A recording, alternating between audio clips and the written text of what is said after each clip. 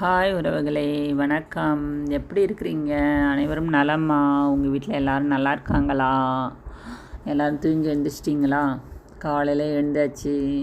காக்கா குயிலெல்லாம் கத்தி எழுந்திரிங்கோ எழுந்திரிங்கோ எழுந்திரிங்கோன்னு சொல்லி எழுப்பி விட்ருச்சா? என்னையும் அப்படி தான் எழுப்பி விட்ருச்சு.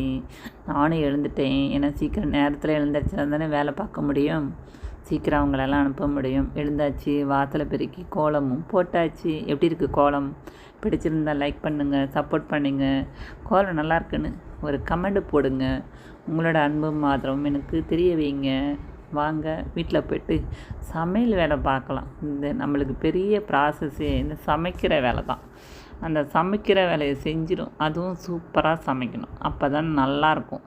இல்லை ஏதோ ஏனோ தானோன்னு சமைச்சோன்னு வச்சுக்கோங்களேன், நம்ம வீட்டில் இருக்கிறவங்க நம்மளை காரி காரி துப்புறாங்களோ இல்லையோ, ஆனால் கலாய்க்கிறதுல மட்டும் வில்லாதி வில்லிங்க. வாங்க சமைக்கல போய் பார்க்கலாம்.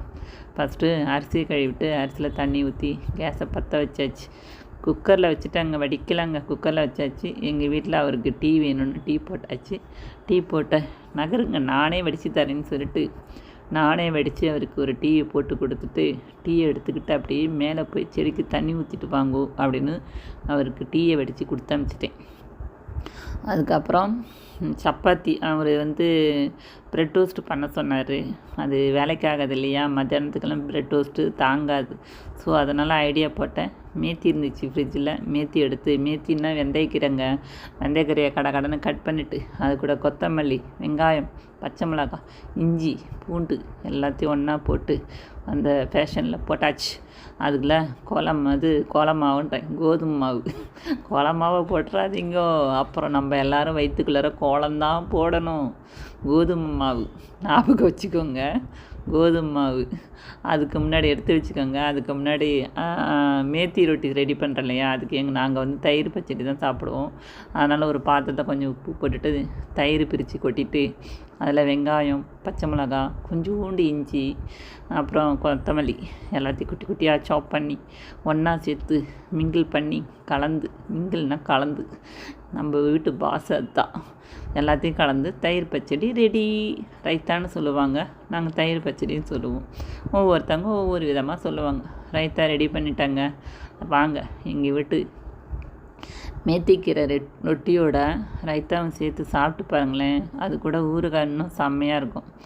வாங்க மாவு பிசைக்கலாம்.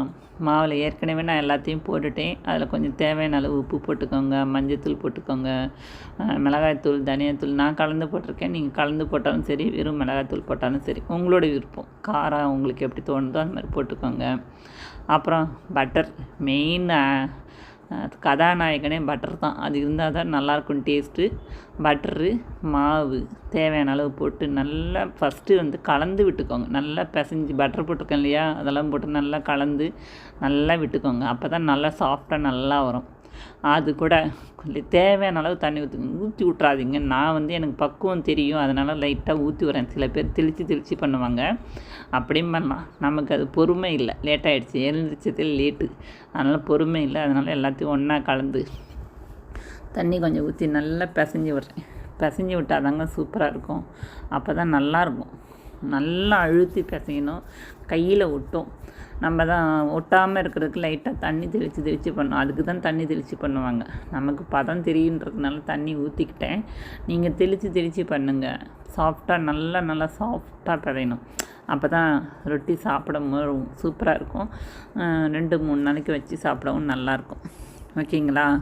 நல்லா பிசைஞ்சிட்டு தனியாக வச்சுட்டேன். அது கூட தனியாக சப்பாத்திக்கும் கொஞ்சம் மேத்தி ரொட்டி மட்டும் சாப்பிட்டா ஒரு போர் அடிக்கும் இல்லையா, அதனால் இதை பிசைஞ்சு தனியாக வச்சுட்டு கொஞ்சம் தனியாக வெறும் சப்பாத்திக்கு மட்டும் தனியாக ஒரு 6 சப்பாத்திக்கு மட்டும் தனியாக மாவு போட்டு சேம் அதே ப்ராசஸில் நான் பண்ணிட்டேன். அதே ப்ராசஸ்னால் எங்கே இதுலேயும் வெங்காயம்லாம் போடணுமாங்க அப்படின்னு கேட்காதீங்க. அது வெறுமனே எப்படி பிசைஞ்சேன்னா, கொஞ்சமாக ஒரு 1/2 ஸ்பூன் எண்ணெய், கொஞ்சமாக உப்பு, தண்ணி போட்டு ரெடி பண்ணி ஒரு 10 நிமிஷம் ஊற போட்டேன்.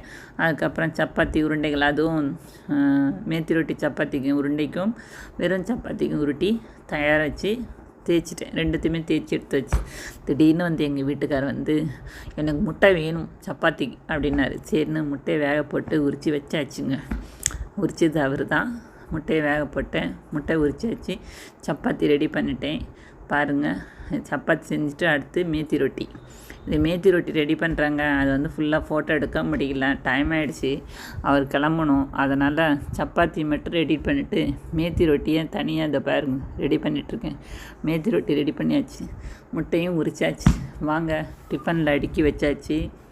அவருக்கு கடன்னு ரெடி பண்ணும் இல்லைங்களா, எண்ணெய் விட்டு எல்லாம் வந்து தட்டில் ரெடி பண்ணிட்டாங்க. சாதம் நேற்று வச்ச சாதம் இருந்துச்சு, கொஞ்சம் குழம்பு இருந்துச்சு, அது கூட முட்டை வச்சாச்சு. சாதம், முட்டை, மேத்தி ரொட்டி, அது கூட தயிர் பச்சடி, ரொட்டிக்கு முட்டை குழம்பு வச்சாச்சு. வாங்க சாப்பிடலாம்.